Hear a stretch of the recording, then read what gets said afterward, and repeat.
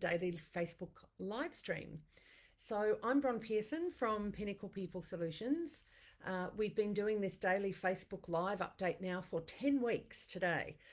During the COVID period, our intention has been to be able to distill information and get advice and support out there for particularly regionally based small to medium-sized businesses and not-for-profit organisations during these very challenging COVID-19 times. So our company, Pinnacle People Solutions, provides human resource services and solutions, advice, support to regionally based small to medium businesses and not-for-profit organisations. And we have been here for 10 weeks during COVID, but we've been here for quite a lot longer than that, and continue to be here to support businesses with trying to navigate what are incredibly challenging times.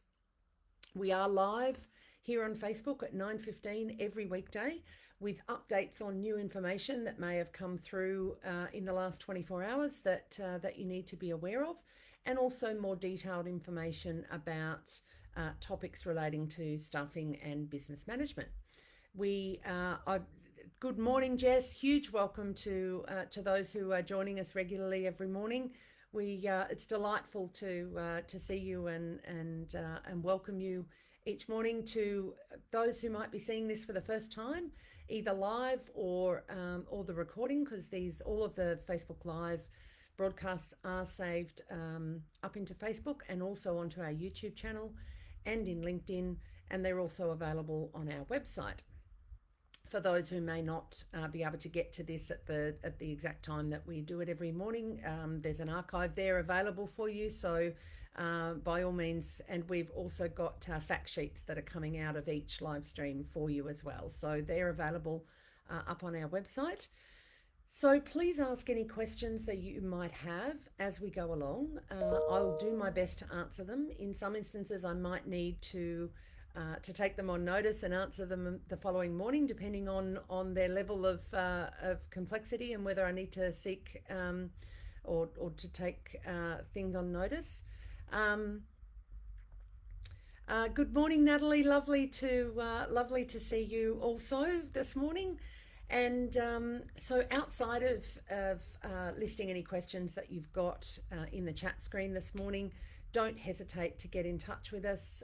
My wonderful team and I are available for you to contact via Facebook, of course. We're up in Facebook at the moment, but also email, telephone, website, a whole range of different ways that you can get hold of us. I'm sure that contact information is, as my team spectacularly do every morning, provide that information up in the chat screen in a moment. So that will give you information about all the different ways you can get in touch with us.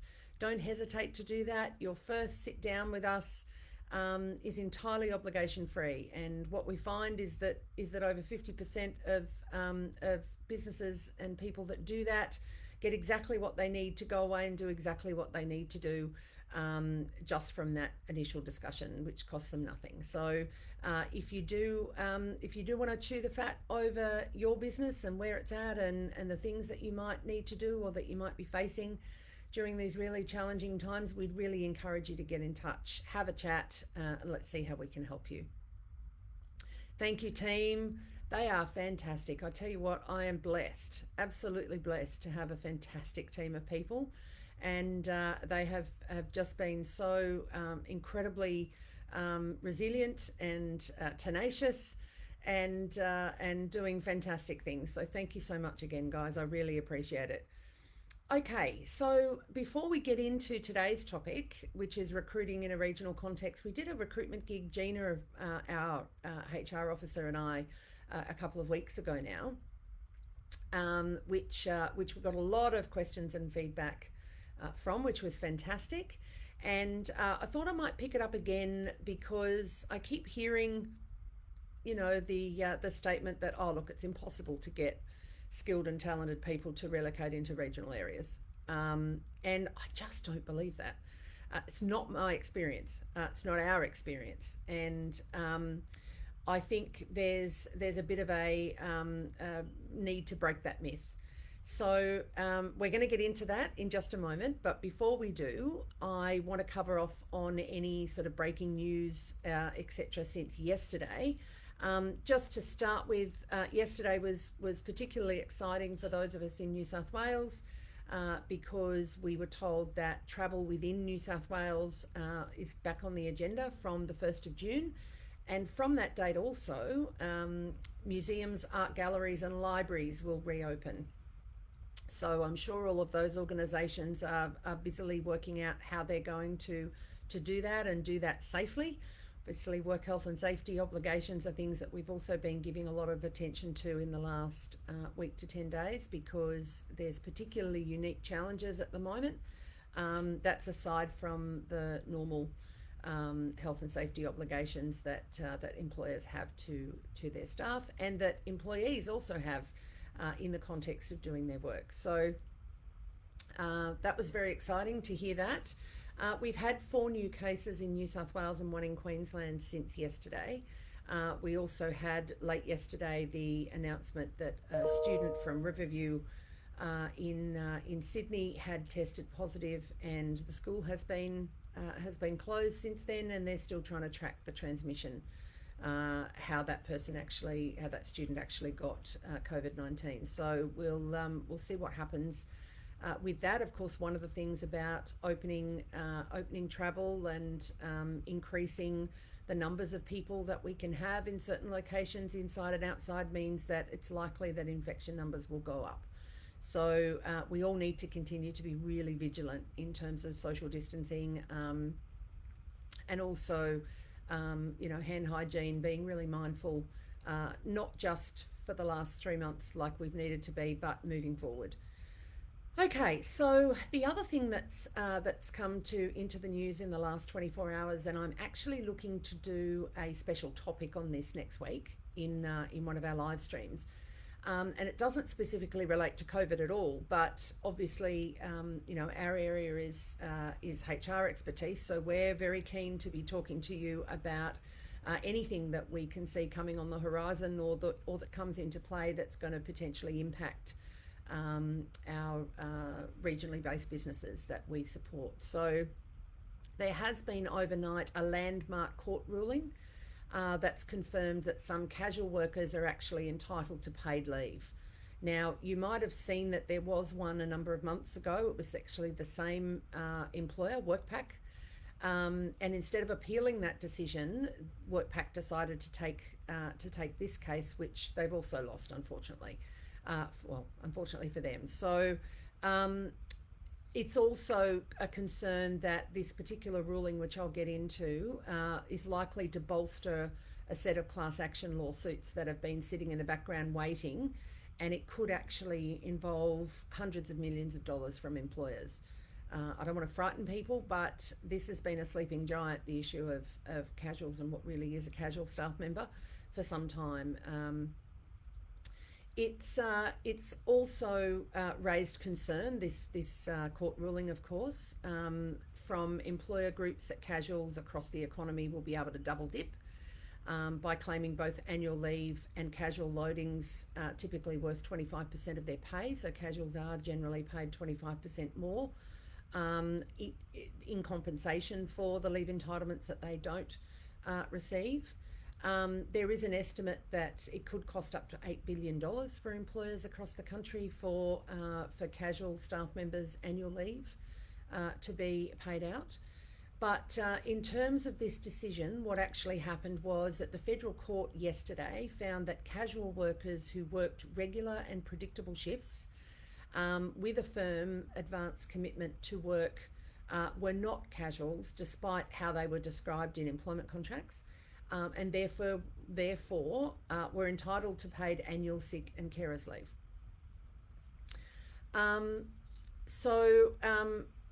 This obviously certain union groups, particularly the mining union, which is where this case has originated, saying that they believe the decision, of course, to be fantastic, because it was effectively a rebuke for employers who called their staff members casual but employed them on full-time hours in regular and systematic work. So the days of a staff member being casual because we as the employer have decided to call them that are gone, essentially. When a job is full-time, regular, systematic and ongoing, it is therefore permanent. And it deserves the security and the entitlements that come with permanent work, so the federal court has found. So obviously the Australian Industry Group, which is a big representative of employers across the country, is concerned about how this might discourage employers from bringing on casual workers and further hurt the economy, which is in a pretty parlous state at the moment as a consequence of COVID. And of course, their view is that somebody who's engaged as a casual and paid a casual loading in compensation for not getting leave entitlements should not be allowed to turn around years later and claim the entitlements of a permanent employee, like annual leave, for example. In this particular case, which was the 3 federal court judges found that this staff member, who was a black coal miner, was employed for 3.5 years until 2018 by the labour hire company WorkPac. As I said, there was an original case around casuals and WorkPac not so long ago. He was employed across different projects as a permanent worker despite being labelled casual in his contract. He worked on Glencore mine sites across 6 contracts and was paid what WorkPac described as a 25% casual loading that was built into his wage. But the court found that he still had an entitlement to leave that could not be offset through the wage bump because it did not have a close correlation to the leave entitlements. Under at least one of those 6 contracts that this staff member had with WorkPac, they worked 7 days off, 7 days on, with 12-hour shifts set in advance, which one of the justices found pointed to him having work that is regular, certain, continuing, consistent and predictable, and therefore not casual. So this particular decision of the court yesterday affirms a 2018 case on the same topic, as I mentioned, which was also against WorkPac. The company decided back in 2018 not to appeal that decision, but instead to start a separate case against this particular staff member. Obviously, that has that backfired. The decision's been made against the company, and there are a considerable number of other class actions that are awaiting now based on the outcome of this decision. So expect to see that there's going to be a lot of findings that will be made in the case of casuals, particularly in the mining industry, but this has impacts across every industry and sector. So the Attorney General and Minister for Industrial Relations, Christian Porter, has said that obviously the decision has immediate practical implications for the bottom line for many Australian businesses, and he's flagged it may be necessary to consider legislative options. This is another huge outcome, however, and it is something that businesses need to be aware of in terms of the interpretation of what constitutes a casual staff member. There's been some discourse about this recently, what with COVID-19 and the definition of casuals for the purposes of whether or not they would be eligible for JobKeeper. So the issue of what's casual and what's not is frequently in the media and certainly frequently a matter of discussion for employers and employees. So I think we will devote a topic to that next week. So watch this space.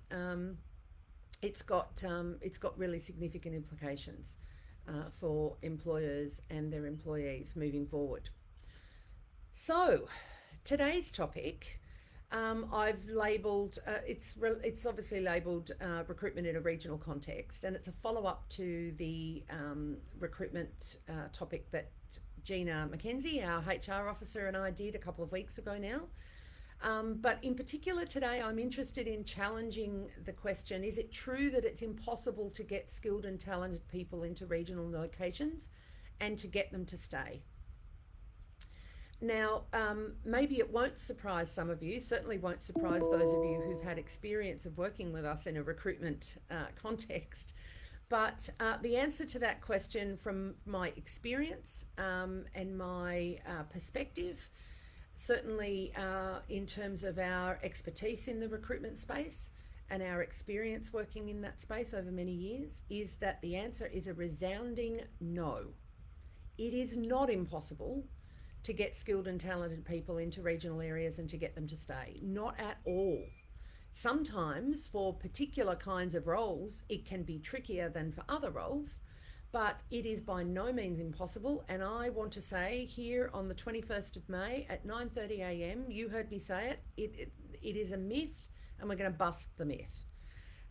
It's all about being clear about what you're looking for in terms of the role that you might need to recruit. It's also about having a really good plan for how you're going to go about it. Investing for the long haul. So you're actually talking about, particularly if you're looking for, or you're open to the possibility that these skills and talents that you're looking for are going to come potentially from outside the region, and therefore somebody and potentially their partner and family might be relocating in. The reality is that when people move to a regional location for a work opportunity, they're also making a lifestyle choice. And so is their partner and family if they have one or both that's coming with them. And so recruitment is not just a one-dimensional experience. It's not slapping an ad on Facebook or up in a local newspaper and hoping for the best. Recruitment is a very different beast to what it was like even just a couple of years ago. But I have to tell you, it is an absolute privilege and a pleasure for us every day to be finding the right people for organisations, and often finding them from outside the region and helping them to relocate and their partners and families to settle in. So that's the other thing I would say. You need to be committed to the prospect of this for the long haul in both the recruitment and the candidate and their partner and family over time. So it's incredibly important for you to know where to find potential candidates. And last time when we talked about recruitment, we talked about the difference between passive and active candidates. So yes, you want to be reaching those people who are looking, but you also want to be getting your message and your role and your organisation in front of the people who aren't looking, but to whom that role, that organisation, the location, everything speaks to them. And we've seen many, many hires come this way, and they're highly successful, particularly where there's adequate and appropriate support given to the person and as I said, if they're coming with a partner and family. It's incredibly important, as I said, to know where to find the right candidates, potential candidates.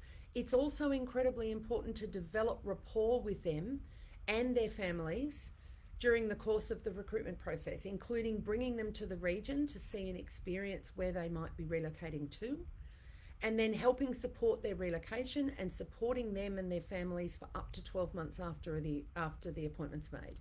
Helping people, not only getting in front of the right people, developing good rapport with those people, but then the right person and they're getting the relocation right and helping them settle in for a good 12 months after they've relocated are all essential ingredients to getting skilled and talented people into regional locations and having them become incredibly worthwhile and productive and exciting members of our regional communities and getting them to stay.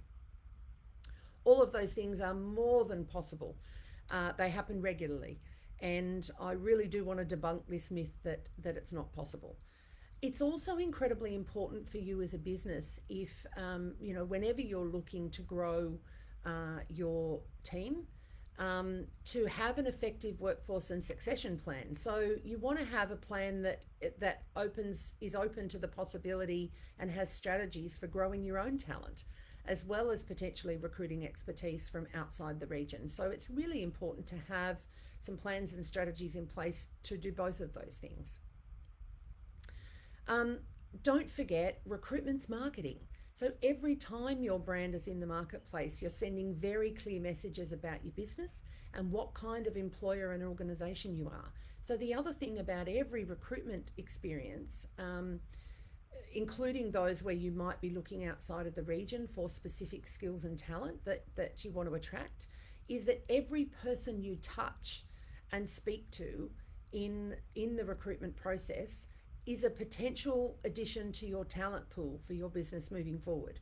I can't tell you the number of times that people that we've developed rapport and connection to in recruitment processes have ended up working for that business 1 to 5 years down the track, because they had such a fantastic experience, and that employer then went on their list of people that they wanted to work with. And while they might not have been the end, the hire at the end for this particular role, the organisation's been interested to stay in touch with them, and they've been interested to keep the employer on their radar, and employment has actually worked out with either them or other organisations within that particular region. So this is a talent pooling exercise as well as getting the right bum in the right seat.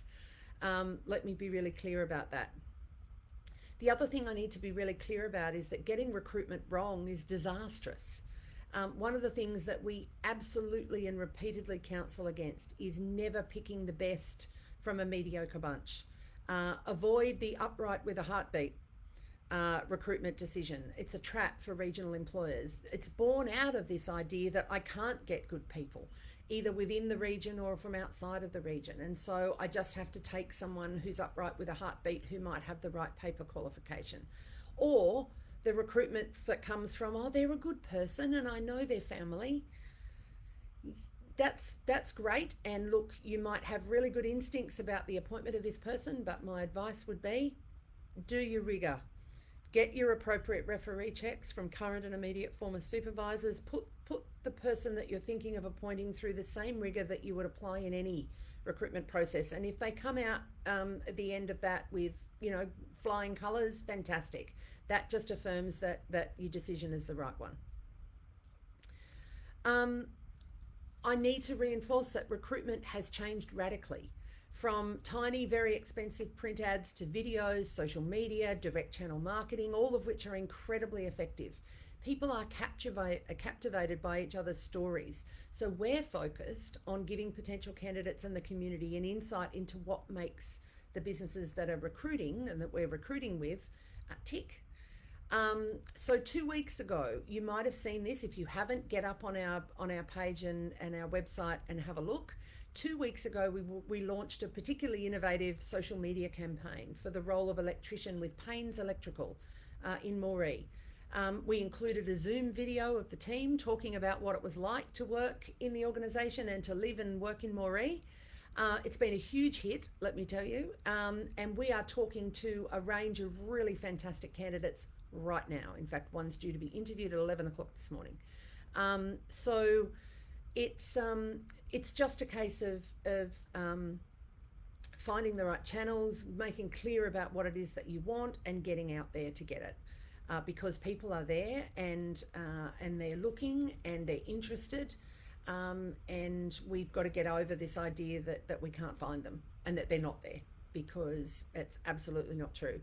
I want to give you a few examples of some recruitments that we've done recently, just to demonstrate that this thought that it's not possible is a myth.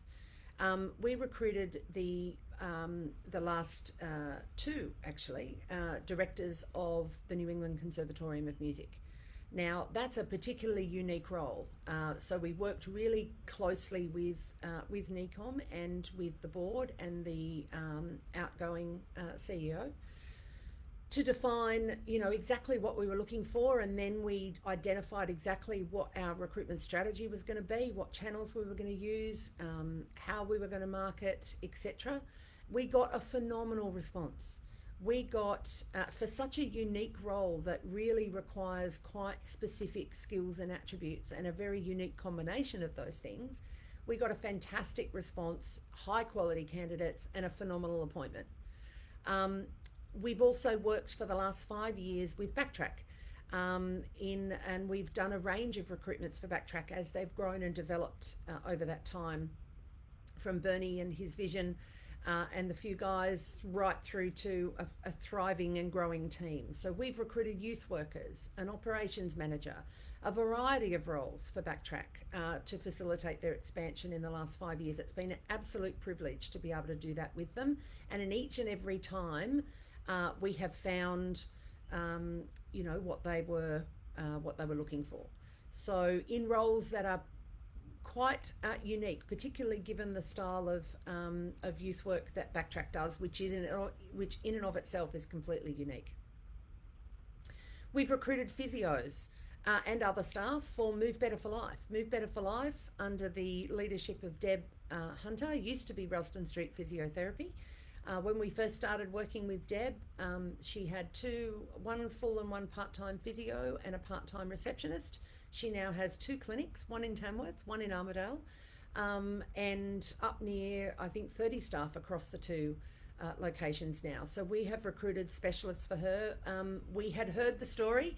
Recruiting allied health positions into regional areas is one of the toughest gigs. I'm not going to say it's not a challenge, but we've absolutely achieved that, and in other areas of allied health as well, based on these principles that we've been talking with you about. We also recruited a phenomenal operations manager for Duffy's Automotive in Tamworth, and when I first sat down with Richard, he had never engaged the support of a HR firm to look at recruitment or any other aspect of HR before. He was a bit sceptical. He knew exactly what he wanted, but he really, and that was no side on us, but he really didn't believe that what he wanted was there to be found and would be able to be found and recruited into his organisation.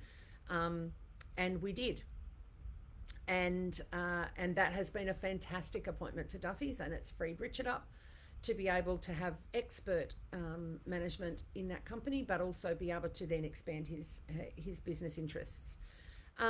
We recruited a entry-level reception role for a local real estate agency, and this was 3 years ago. The reason I'm going to mention the fact of one that was that long ago is that we spent a total of $40 advertising, the cost of advertising for that particular role. But the most significant thing about that was that we had a really appropriate marketing strategy and messaging for that role. What that resulted in, again, this real estate agency had never used this kind of support before. They were a bit skeptical, and then were absolutely blown away with the field of candidates that they got, which we managed to narrow down to 5 to interview, any of whom could have been appointed. The company really struggled to make an appointment at the end of the day because they had so much to choose from.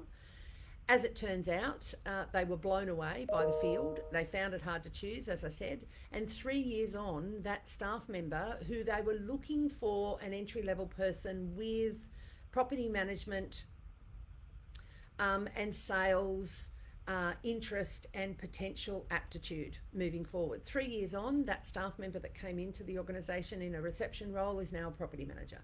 So their plan has been very successfully executed in terms of that organisation. We've also been and continue to be the recruitment partner for Aruma. Aruma is a national disability services provider.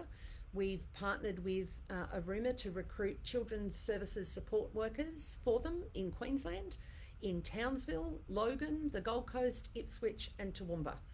So very hard to recruit roles, but we have had great success in working with Aruma to recruit those roles in those particular areas for them in Queensland. And in the last 12 months, much closer to home, we, as in PPS, have recruited 2 fantastic HR officers and an administration coordinator. Just in the last 12 months, we have grown exponentially, which was the reason why we needed those additional roles in our team. And each of those roles, the HR officer role is a highly specialist role in terms of HR expertise. The admin coordinator, we had a unique set of skills and attributes we were looking for with that.